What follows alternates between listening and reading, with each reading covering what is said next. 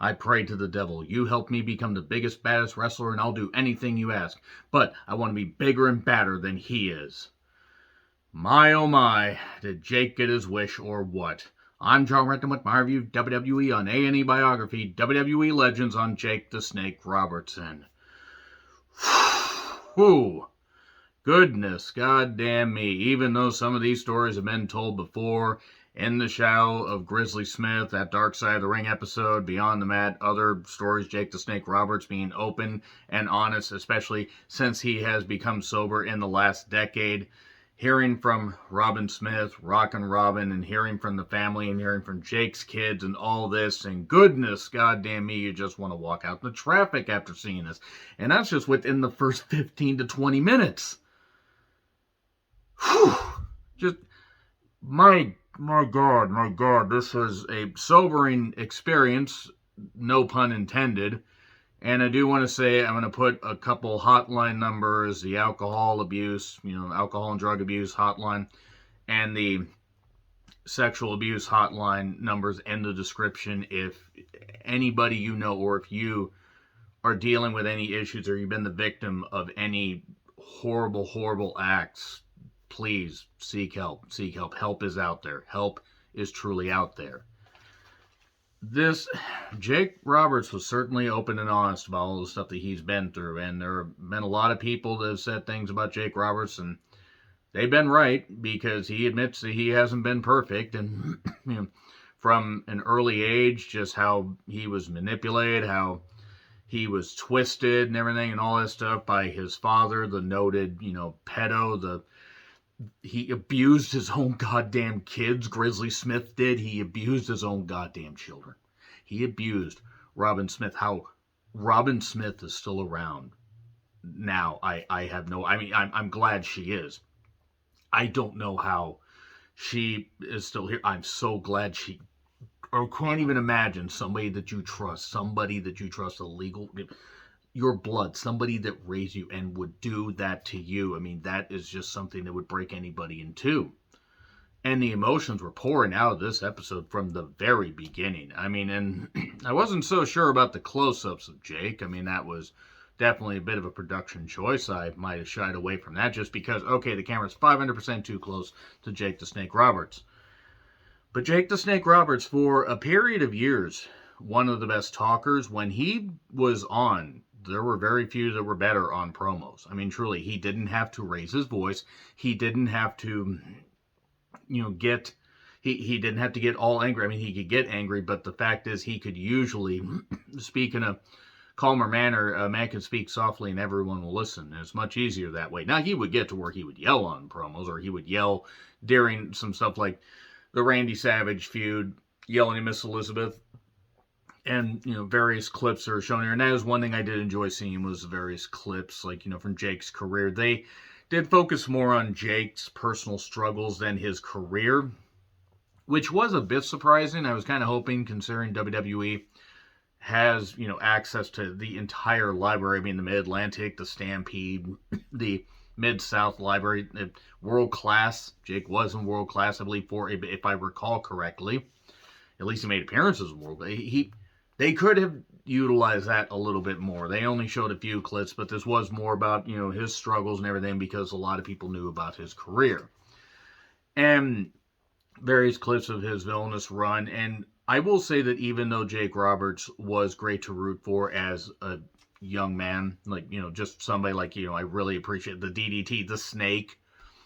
As a kid, that was cool shit. I was born in 1981, for those who don't know, so pretty much at the height of his run, I was I was 5 years old when he made his debut in WWE. And I had only seen, a few, because I had just gotten into wrestling the year before. There was a friend of mine who had a relative that taped wrestling and actually would show stuff, and I did get to see a few years later Jake the Snake Roberts, in these smaller venues doing TV tapings. It was like Jake Roberts says, "Where's the snake?" Because I was a kid, I didn't understand that stuff. But he did say I gave everything I had to the wrestling. What little bit I didn't, wrestling took from me. Now that is true, And Jake has been his own worst enemy. I mean, he admits that. He admits that. even even if after so many times of, like, sobriety and not sobriety and all that stuff and everything, you have to question if it's actually going to stick. It has managed to stick. I mean, I did see the resurrection of Jake the Snake Roberts. I saw that, and even though, yes, it was cut for time, there were some crazy moments there, and the fact that he did struggle to get back into at least reasonably good shape, considering all the damage he did to himself. Lake Texoma, or Texoma, I'm not familiar with Texas at all. If anybody knows where the hell that is, please let me know in the comments. He's on the boat with his sons. I did not realize that Jake had 8 kids. I knew he had some. I didn't realize it was 8. And it's been tough to rebuild everything with his sons.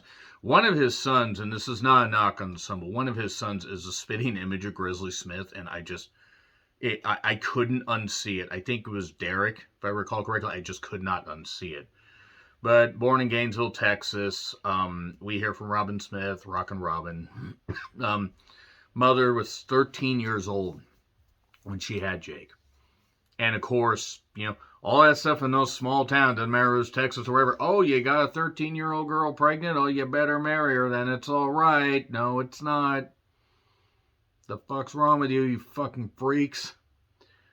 Clips of Grizzly Smith matches. We hear some audio. I just want to say right now, fuck Grizzly Smith, and I hope that he, had the most unimaginable, unfathomable pain in the last years of his life. It doesn't even come close to even being a fucking fraction of the pain that he caused his own daughter and various girls around the Mid-South area and wherever. The fact that he felt he could do that, the fact that he was that much of an evil, manipulative son of a bitch, that he did that to his own family and did that to everybody. Now, he deserves every bit of ridicule that he got. And the fact that people didn't know about. Now, that, again, he was able to segment his personal life and his professional life, and because he commanded such respect in the Mid-South area, nobody could really tell, but they never saw anything, even though they would see him with girls. They would see him, but they wouldn't be able to prove anything because Grizzly Smith, one of the most evil human beings in wrestling. I mean, pretty much in, at least as far as, mainstream wrestling. One of the most evil people ever. My God. I don't know anybody that would really defend that goddamn guy, but the fact that nobody would have ever... Granted, he was 6'10", 360 some odd pounds, but the fact that... It's a damn shame that he actually lived as long as he did, because he never deserved to even live a goddamn bit after what he did and kept doing.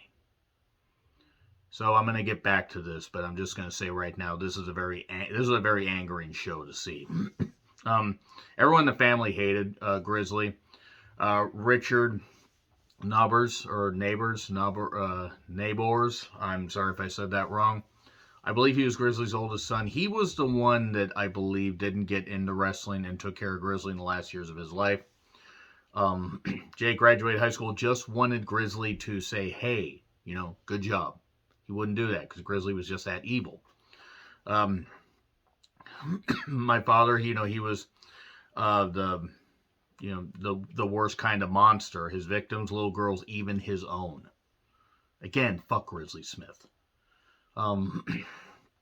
There's a tree in Texas called the Iron Oak. I don't know how true this is because I've never been to Texas. The roots are old and gnarled and all this, and the branches, and it just rots from the inside out, all that. The grandmother basically saying, her only regret, this is what Jake said, that the grandmother said, that I should have killed your father when I had the chance. Because she knew what he was. Now, granted, Jake wouldn't be around, other people wouldn't be around, and we wouldn't be talking about this stuff, but Grizzly would have been dead, and he wouldn't have been able to attack and brutalize so many women. There's more stuff about Grizzly here. This is going to be a long coverage here. He was dating a woman and then took the daughter in another room and AR'd her. I'm not going to use the word.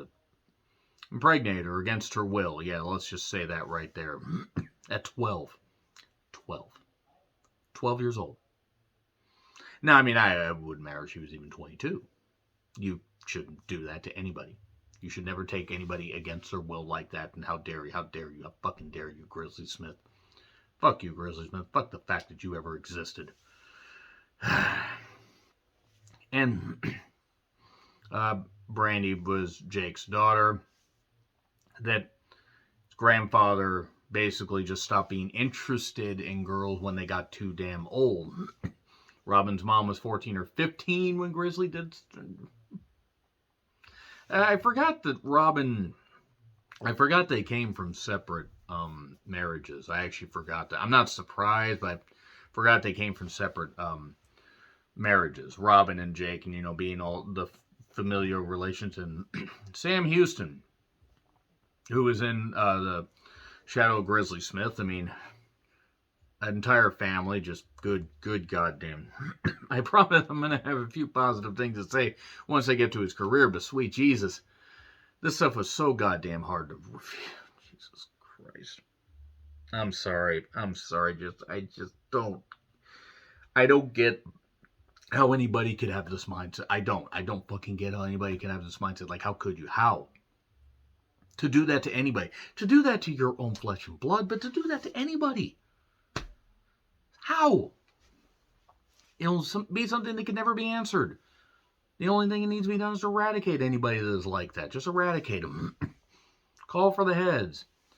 So, and then Robin says that, that I forget what age she was, but she had her innocence taken from her. That went on for a few years until she was 14 or so. So many girls had their innocence taken from them, I believe was what Brandy said. Jake basically said he had to learn how to, lie, and he had to learn how to put on a brave face and all that because of, even though he lived with his grandparents, he then chose to go live with his dad. I think one of his grandparents passed away. The grandfather was an alcoholic. The alcoholism would continue to permeate throughout Jake's life. Jake wanted to go to college, become an architect, but he decided to get in the ring. That didn't go well because he basically got twisted around by some guy because Jake didn't know what he was doing. And Grizzly said, "You're gutless, you'll never amount to anything." Then he said that pray to the devil thing, and Jake did get his wish. Unfortunately, the big old piece was taken with that. And then Jake started as a referee. And now we're going to get into a little bit of better time because we get away from the Grizzly Smith stuff. And this sort of reminded me a bit of the documentary that they did, Pick Your Poison, the Jake the Snake Roberts story. It was 0506 that they did that, when Jake seemed like he turned a corner in sobriety, and then unfortunately didn't. It got worse, and then got better. That'll be talked about here. But they meshed Mid-Atlantic, Stampede, Mid-South, a lot of that stuff. They did show a little bit of him wrestling Sylvester Ritter, aka the future JYD. Peter Rosenberg chimed in on this. I don't really care for Peter Rosenberg. I'm not saying he's not a fan. I just think they need better talking heads on this. I just think they do. But they want somebody that'll toe the company line. The road travel was difficult. That is the one thing I think that has improved as far as wrestling now. You think about the territory days. Yes, the AWA had a large geographic territory. They flew and they only ran like a part-time schedule, 18 days a month, maybe 15, 18 days a month. So you were home at times. And yes, there were territories like Crockett, and there were territories like, World Class and a few others where you were home a lot, but you still had to travel a whole lot. And then there was Mid-South. They had like sometimes 4,000-mile-a-week trips.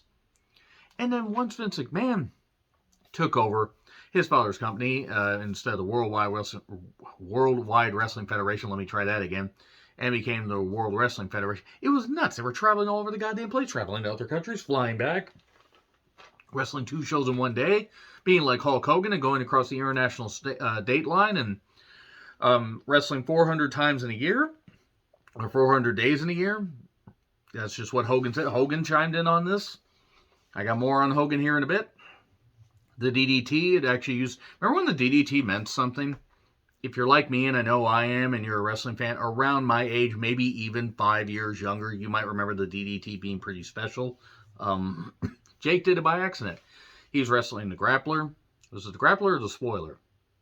I got some things out of my mind, but probably because I'm still pissed about the Grizzly Smith stuff. Anyway, he does the DDT on accident, trips, and falls and does the DDT on accident. People pop, so he comes up with a way to do it, but he doesn't have a name for it. Name's a restaurant in Tampa, Florida, I believe, is what he said, and DDT. And it's like nuclear holocaust, just boom, just does that. And the DDT used to be the ultimate finisher. Like, yes, there were other finishers. There was Flair's Figure 4. Dusty did the Bionic Elbow and stuff like that. Superstar Billy Graham used the roll-up because... No, I'm kidding. Superstar Billy Graham was... Bob Backlund would have... People would have their finish. DDT, that's one that right there has been prostituted to the point that people don't realize how big a deal the DDT is. Now the DDT is just set up to be a move that gets set up to do a 2 count. And, I mean, Jake isn't the only one to do the DDT great, but he's the one to do it the best because he was first. Raven did the even flow DDT, which is pretty good. Arn Anderson, I would actually say, had the best DDT next to Jake's because he would just do the back slap, the snap, and stuff like, just the way he would hit it because Arn Anderson was just that goddamn good. Wish they'd do a biography on Arn Anderson. But anyway, what Jake did was, with DDT, was great. And then Hogan talks about, people talk about the thing. I'm going to jump around a little bit. Hogan talking about the DDT. Yeah, Hogan felt the DDT on the snake pit. And the fans cheered. And then the rivalry suddenly got nixed and Jake Roberts got screwed out of some money. I wonder why. Maybe because Hogan didn't want to get booed against a guy that the fans liked more. And Jake came in as a heel. That was in 86? Because he turned face sometime in 87. Or late 86, early 87. Because he had to feud with the Honky Tonk Man. But yeah, Hogan getting something next, but he never used creative control until Starrcade 97. Check out my review of the NWO episode. But Mid-South World Class, they just all skipped over this. I mean, I'm disappointed they skipped over the Georgia stuff. He was given an offer by Vince and talking about the snake and everything, carrying a snake with him, and he wasn't fond of snakes, but then he saw a number that was written on a piece of paper and never seen that many zeros in his life and said, I'll put up with the snake. Clips of the snake crawling around various wrestlers, getting his snake all over everybody, the snake going in people's mouths, and this sounded a lot less dirty in my head before I said it. But Andre the Giant doing the, making it like he's scared of the snake and stuff like that. Late stage Andre was tough to see. It was leading into WrestleMania 5. The snake wasn't taken care of all that well. Jake went through multiple snakes. Like, they really should have had a handler with Jake on the road more often. Excuse me. They would take care of the snake. I'm getting a little choked up about the whole thing because I do like animals, even though, and I like snakes. I'm not the fondest of snakes. I'm not scared of snakes. I'd be scared if there was a freaking boa constrictor in my goddamn house, especially considering that I have a small room, so I would wonder why the hell and how the hell I missed a boa constrictor being over there, and now it's wrapping its way around my foot, and goodbye, folks. But, yeah, it wasn't treated all that well. Brett talked about it. He was a great heel, but fans naturally gravitated towards him. And a lot of people ignore the fact that as great of a heel as he was when he first came in 86, and he beat George Wells, I believe George Wells, at Mania 2. Mania 2, boy, that was a whole lot of fun. He was quickly a face, and then turned back to being a heel in 91? Sometime in 91. DDP, Brett, Hogan weigh in. DDP gets a lot of coverage a little bit later. His promos were a selling point. His work was never bad. He was a good worker, but he was a good worker for him. He couldn't have the best match with everybody, but his promos talked you into the building. I don't recall that many classic Jake the Snake Roberts matches where I'm like, wow, that was incredible. he was a smart worker as far as less is more, and the DDT was a big selling point. He would do the short arm clothesline, he'd do the DDT, he'd do the punches in the corner, the snap punches. He would do some good stuff. He was a good worker, but his promos were the big thing. Like, he didn't have to say, he didn't have to yell. He could do what he wanted, or get what he wanted across with just, maybe not even whispering, just talking calmly. And it was scary. It was a creepy tone. Honky Tonk Man should have used a gimmick guitar instead.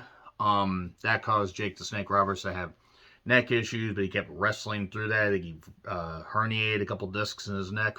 And he had alcohol issues before that, but then the pain pill issues really took hold. DDT on the floor to Steamboat. Steamboat said his head blew up. That wasn't a good idea in retrospect. It was pretty goddamn stupid. I think even like, remember watching that, like seeing clips of that when Jake Snake Roberts was coming back. And somebody had shared a clip of that, or a friend of mine that had, a tape and said, here, let's watch this or whatever. And we were watching this and we saw some clips from 86 and saw that. And we're like, that wasn't very smart. And we were like 15, I was 15, I think he was 14. We were like, what the fuck was he thinking? Anyway, 10-year-old me was absolutely traumatized by the Cobra biting Randy Savage's arm. I was terrified of that. That was just frightening as fuck. Good goddamn grief. I remember watching that. I mean, I was just a couple months away from turning 11, but I just remember watching that, and I'm like, and I don't remember which parent it was, but they're like, what's wrong? Why are you upset? Is there a Cobra biting Randy Savage? But, they're like, that's just his wrestling. He'll grow out of it. And here I am, 41 years old, with 37 years of being a wrestling fan under my belt. So, he had the feud with The Undertaker. Undertaker dragging the casket with him because his hand was stuck in it, which is actually a pretty cool visual. And in Mania 8, he holds Vince up for a release. That's what he said. And by the time he got to Mania 8, Peter Rosenberg says The Undertaker was entering his prime as a dominant force. No, he really wasn't, actually. It took time with The Undertaker's character. Yeah, he debuted at Survivor Series 90. He beat Jimmy Snuka. He started that feud with the Ultimate Warrior. That got cut off, and then he was still paired with Jake the Snake Roberts. He was still paired with Jake Snake Roberts. Undertaker was. He was paired with him. Too many pronouns, pal. And then he transitions to feuding with Hogan. He wins the title, loses it at Tuesday in Texas 8 days later or something like that. And then 10 days later, I forget what. And ends in the 92 Rumble. And stops Randy Savage and Elizabeth from getting hit with a chair. And then that's a funeral parlor thing where he's dragging the casket. So he beats Jake the Snake Roberts. He wasn't really entering. I mean, yes, he was not selling all that much and was doing... He was doing some good stuff, don't get me wrong, but he was still kind of being the undead zombie. So it got... I don't know. It just... Rosenberg kind of proven that he maybe doesn't quite remember things all that well. And then Jake left WCW. Jake left for WCW. Kip Fry, I believe, was the guy who got him a deal that Jake said was for $3.5 million. And I call bullshit. I'm not saying that Jake didn't get quite a bit of money. He probably got $1 million or whatever from Kip Fry. Maybe with incentives, it would have been $1.5 million. They were going to pay Jake Roberts more than Sting. They were going to pay Jake Roberts more than a few others. I don't think so. Not with how much money WCW was losing, but Kip Fry was just giving out money like crazy. Bill Watts, who was not a fan of Jake the Snake Roberts from the Mid-South days, cuts that deal down to $200,000. And that's all skipped over. They skipped over a lot of his career. They skipped over the spin the wheel, make the deal thing where, Jake's snake turned on him. And when your snake turns on you, you know you made some bad life choices. And then Jake's vices take hold. They skipped over Smoky Mountain Wrestling, even though they own the footage. Him winning the title and then not showing up to defend it. DDP basically said, he made a lot of bad choices and... that he was paying for it.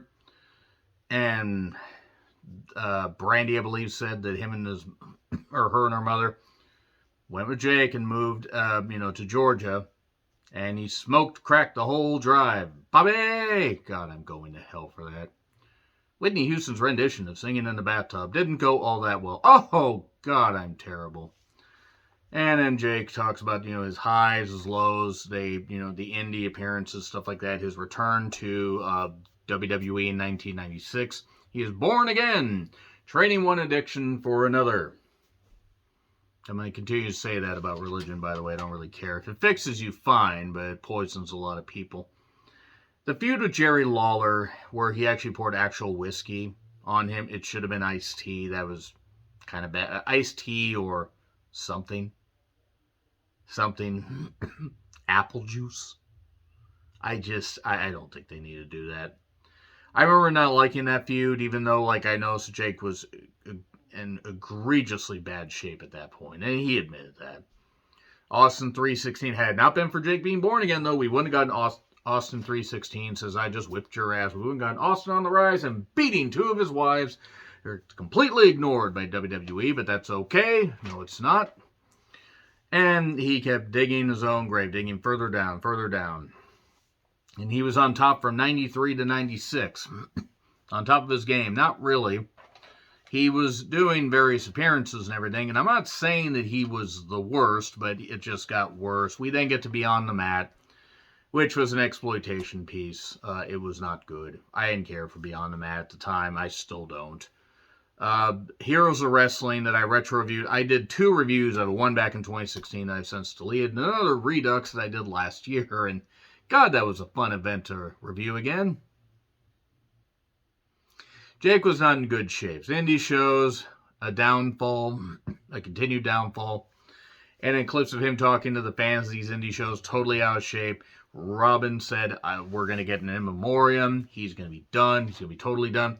One thing that I didn't like that they skipped over, actually a couple things that they skipped over in his WWE run, though, before I get to the rest, before I get to the downfall, they skipped over his feud with Ted DiBiase that I thought was pretty good. Of course,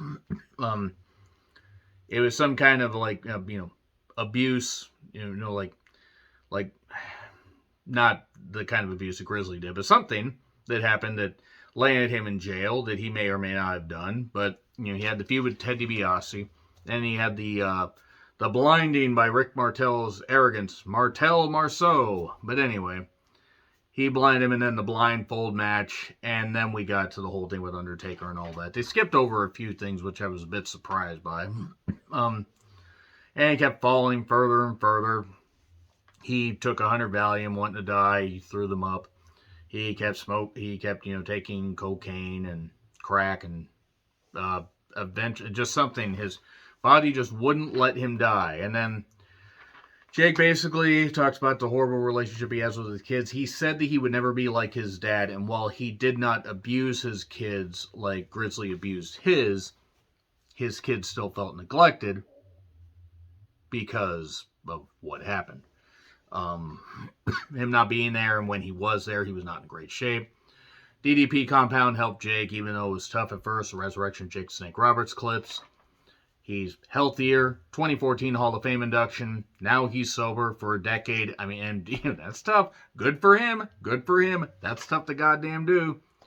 And now back on the boat, the banana boat, and he's happier and healthier, and there we go. That's really all there is right there. This was tough. This was tough to watch. Jake the Snake Roberts was one of the best of his time. When he was on, he was great.